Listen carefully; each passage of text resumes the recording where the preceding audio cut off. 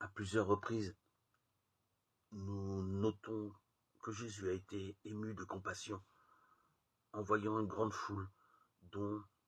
il guérit les infirmes, Matthieu 14, 14, en constatant que des milliers de personnes n'auraient pas à manger, Matthieu 15, 32, en contemplant la détresse des deux aveugles de Jéricho, Matthieu 20, 34, en approchant la souffrance de cette veuve qui vient de perdre son seul enfant, Luc 7, 13, en voyant la tristesse de Marie, sœur de ce Lazare, qu'il s'apprête cependant à ressusciter, Jean 11, 33. Ces sentiments de compassion qui embrasaient le cœur de Jésus suggèrent bien les dispositions intérieures permanentes de celui-ci à l'égard de cette foule qui cherchait à le toucher parce qu'une force sortait de lui,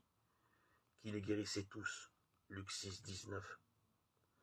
Nous savons bien que la plupart du temps, lorsque Jésus opère des signes de guérison dans les évangiles, la foi est importante, celle du malade ou celle de ceux qui le lui présentent. Tel le centurion pour le soulagement de son fils,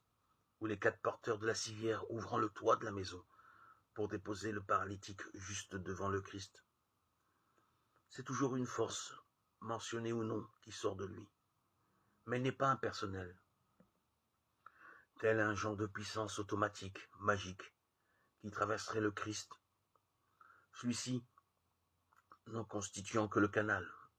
le cas particulier de la guérison de la femme en perte de sang était considéré à part. Cette force,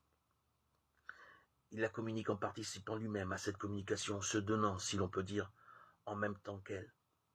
Son désir est de rejoindre la souffrance d'autrui, et pas seulement dans un sens de guérison ou de miracle, mais aussi dans un but de réconciliation ou d'appel. Par tout ce qu'il est, Jésus se fait proche de la souffrance, dans ses sentiments, dans sa parole, dans ses gestes,